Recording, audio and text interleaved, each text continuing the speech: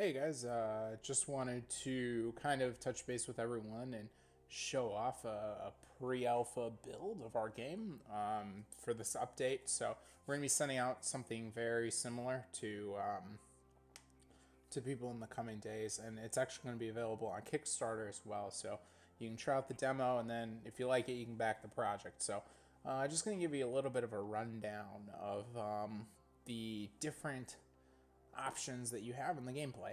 So this is kind of, obviously a lot of people have seen our dialogue images. Basically, the dialogue is going to be the standard RPG dialogue, a lot of branching choices and things like that. So pretty basic, nothing interesting there. We're going to have skills that affect dialogue and different dialogue decisions. If you look at it here, we have our travel map. So here you can this is how you kind of travel between different locations in the game. So you can see your supply count. You have 30 days worth of supplies. It's going to take you 10 to get to Urbis 7. There we go. Your morale's good. So if your supplies drop below 0 and you want to kind of continue traveling, it's going to lower the morale of your crew, which is going to decrease their ability in combat. Throughout the also, your crew members, the more crew you have, the more supplies you use up. But also, if you don't have a lot of crew or you don't have the necessary amount of crew, you will... Hang on, let me turn up the music a little bit. If you don't have the necessary amount of crew, you will not be able to man certain ships, and you'll actually have to give up ships. So let's take a look. So throughout your time traveling, you're going to have sort of encounters. Some are going to be random. Some are going to be not so random. So hopefully we have a lot of different things like that. So here we go. These are kind of like interactive scenes. Baker is actually one of our 8 interactable companions. So depending on the choices you make here, this could not only affect the supplies morale of your crew, but it also could affect the way Sam Baker views you and things like that. So, see, now I'm going to go through this kind of quickly, kind of giving you a rundown and let you guys kind of experience and figure things out on your own, because that's really what this game is all about. Giving you guys the freedom to decide, putting you in the driver's seat. An alarm goes off, but the sound is barely audible. So basically, they're in the asteroid field. There's a lot of asteroids coming at you. And basically, my head mechanic kind of chimes in, and you meet him in an earlier scene. I have 2 options here. I'm going to have him reinforce the hull using steel alloys. It's going to make me lose crew members. I'm going to look for another option, I think, then. So actually with some of these options, some choices that you have aren't going to be visible because my skills are too low. So here's Sam. So Sam is my navigator, and Martin's actually one of the interactable crew members as well. Martin, she's your science officer. So I'm gonna show off my flight skills. Move aside. Despite my best efforts, my navigation ability is not... Your navigation ability is not what you believed it to be. So I thought I was a lot better than I was. Was not able to make this check, unfortunately. So, yeah. So basically, a bunch of my crew got sucked out into the dark vacuum of space. So that was not a good thing. That is definitely gonna be something that just is not good. So now Lieutenant Baker approaches me, spit it out. I'm unfit to continue as your navigator. So basically one of the things we wanted to do is make decisions really complex from a companion standpoint, and not have just the typical good and bad answer. Like, I can be mean to him, I can be nice to him, I can say, let me help you. Which some of that is the case, but it's far more complicated than that, I would like to say. So basically there's a bunch of different ways I can interact with them here, and as you play the game, you'll kind of figure out what the best technique is. So I'm going to kind of make him arrive at his own conclusion. I think that's something, potentially knowing Sam, that's something he might like. Do you acknowledge your mistake? Yes, sir. Then you have something to learn from. Take your seat. Thank you. So now we continue on the mission until we get here and our alarm goes off and we prepare for battle. So we actually just got the word count back for the demo. It's 12,857, I believe, which is pretty crazy from a narrative standpoint. So sorry about that. I think my Slack is being hard at work. The project manager is doing a project update, and the programmer is hard at work. So here we go. Basically, here's combat. You have your 3 ships. You have your 2 destroyers that join you, and this is my main guy, the battleship. So very cool. These turrets actually move when you fire. So those turrets are animated, which is very, very neat. Basically, here are your different abilities. I'm going to do kind of like a basic rundown of things. I can click on here and I can see their stats. So notice that, all of these have different stats, and that's based on crew member positioning. So actually, this has the highest amount of action points. And the demo kind of goes over how that happens and things like that. And you can take a deeper look into the UI and to kind of try to optimize your crew. I actually, of this iteration of crew, I do not know the best combination. I probably should know that, but I do not, because I've been focusing on editing dialogue and doing a lot of other things. So here's, like I said, here's our combat map. All of our combat maps are in 3D. And one thing we really wanted to emphasize was we really wanted to not have a lot of dark spaces, because we really wanted to give this kind of like a 70s, 80s sci-fi palette. So what I'm going to do here is I'm going to move this guy. So you can kind of see in the bottom left-hand corner here, my movement points are going to go down as I move.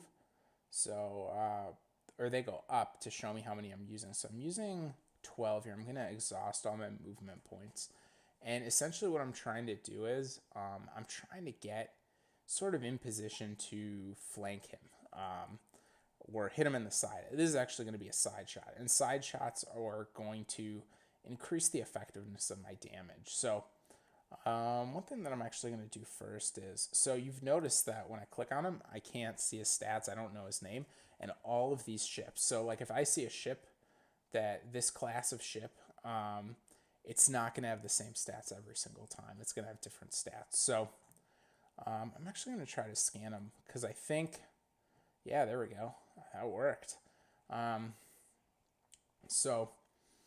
My science officer here helped us scan the ship, and basically now it revealed to me the ship health, the amount of the shield health, the different subsystem health on the ship as well, which I'll kind of go over a little bit later as we launch the fighters.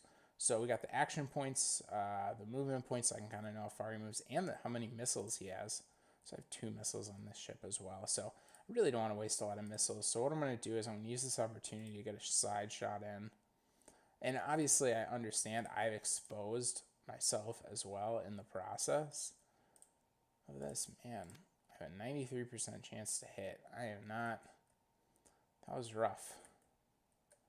That was very rough. So what I'm going to do is I'm going to, because I have a lot of movement points, I really wanted to optimize this ship in a way that gave me a lot of movement. I'm going to move him in position to kind of detract from this ship a little bit. So what I can do is on my next turn, I can kind of get this ship around behind him. So hopefully that'll draw some fire. I am going to...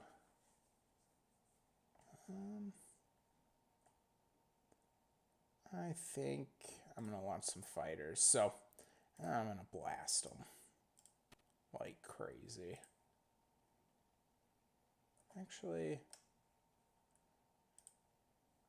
there we go. I used the coordinate special ability. So ships within 4-tile radius of me. So as long as I keep this guy in a 4-tile radius, I'm going to get plus 10% to hit for 5 turns. So that's kind of a longer modifier there. And then I can see my active effects over in this panel, which is very nice. So let me just end my turn there. I'm going to bring him in. I'm going to get him within that radius, that 4-tile radius, which is actually pretty big. And just get him kind of head on. And then hopefully this ship can kind of, I don't know what that ship's going to do. I have a feeling it's going to try to come in and hit the side there. But hopefully I can get that ship kind of around fast enough. So what he's going to do, I think we're just going to continue blasting. Boom. And I really shouldn't do it, but I'll show off how missiles work. So missiles kind of just bypass the shields altogether. So it just did straight hull damage there. And then I'm going to get +4 to my next attack. So really get those special abilities going. There we go. Ooh. That was... Once again, this is a pre-alpha build. So we see some interesting things that are happening. Like, oh man, they're attacking the fighters. Like, like that ship moving through there. And then kind of also the AI exposing its flank. That's really not something it should be doing. But unfortunately, it's doing that. So that was not the way I thought they were going to address that. And they're also just going ham on that fighter squad. Wow, holy cow. I don't know how much longer that fighter squad's going to last. So fighter squads in the game, if you lose a fighter squad, if you have 4 on a battleship, if you lose a fighter squad, they're done. So unfortunately, I'm not going to show you guys how fighter squads work in this one. Actually, I will. Screw it. If they die, they die. This is not a long-term playthrough, because I would rather just show you guys. So, as you noticed with this ship here, there are different subsystems. So there's engines, guns, shield generator, and scanners. So if I disable the shield generator, the shields go down. If I disable and then every other subsystem works proportionally to that ability. So the lower you get the health of the guns, the less damage that ship's going to be able to do. The lower you get the health of the engines, the less movement points that ship's going to have. So what I'm going to do is, this guy seems to love hitting people, so I'm really going to... Oh, wow. Just one. That is interesting. All right. So then I'm going to use kind of some hit and run tactics here maybe, and I'm going to run away. Use my fighter squadron to get out of dodge, because I got those movement points. But also kind of exposing my flank there. So now I'm going to move in. I think the best thing for me to do would be to face the ship directly. Or see how many points I got. 12. There we go. Let's so I'm pretty sure I'll be able to kill them before the turn's up, which would be kind of fast, but mind you, I also play this a lot. There we go. So their guns are down, and I'm gonna rock and roll with some missiles here, and I did that very purposefully. So scanning actually also gives you a bonus to attack as well, and so let's just destroy them. So that's a pretty cool thing that we have. And then this will actually also serve as sort of an obstacle in combat as well, the same way asteroids would. So that should be very neat. So that is done. We murdered them. And just kind of just rock and rolling. Yeah. don't expose your flank. I think that's what we learned in this demo. Hopefully you guys got something out of it. That should be a really cool look at our combat and the way we want to do combat in the game. Obviously, thanks for watching. If you have any questions about combat, feel free to tweet at us or just kind of message us, and we will be sure to answer it. We're looking forward to seeing you guys at the demo. We're also going to be doing a live stream Q&A event on Friday. So Friday, June 1st. So be sure to kind of prepare yourself for that. Be there, bring questions. It's going to be fun. Awesome. Thank you guys so much, and hope to talk to you soon.